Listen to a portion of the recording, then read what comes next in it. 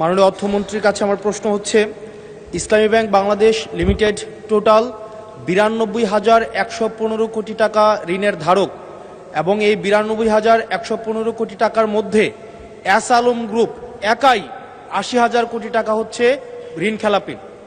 জনতা bank থেকে Beximco group একাই হচ্ছে 25,000 কোটি টাকা হচ্ছে ঋণ খেলাপি।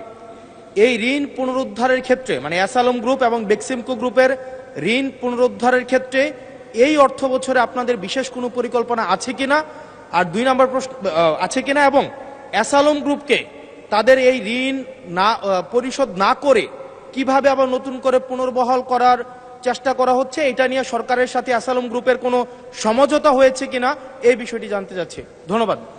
মাননীয় মন্ত্রী। মাননীয় স্পিকার, বিএনপির রাজনীতি অর্থনৈতিক কার্যক্রমের মধ্যে কারোর সাথে কোনো সমঝোতা করার কোনো সুযোগ নেই, এবং বিগত দিনে আমি আপনাদের একটু পরিষ্কারভাবে বলতে চাই, বিএনপি যতবারই সরকারে এসেছে ফাইন্যান্সিয়াল ডিসিপ্লিন নিয়ে কোনো প্রশ্ন আসে নাই, macro strategy macro economic stability নিয়ে কোনো প্রশ্ন উঠে নাই, শেয়ার বাজার লুটপাট নিয়ে কোনো প্রশ্ন উঠে নাই।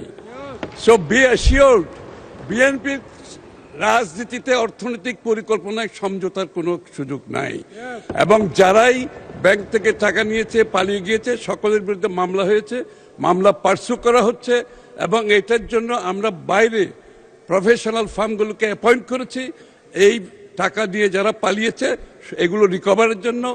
একদিকে G2G গভর্নমেন্ট কাজ চলছে, অন্যদিকে রিকভারি যে ফার্মগুলো আছে প্রাইভেটলি তারাও কাজ করছে। ইনশাআল্লাহ আগামী দিনে আমরা এই টাকা রিকভার করতে পারবো। ধন্যবাদ।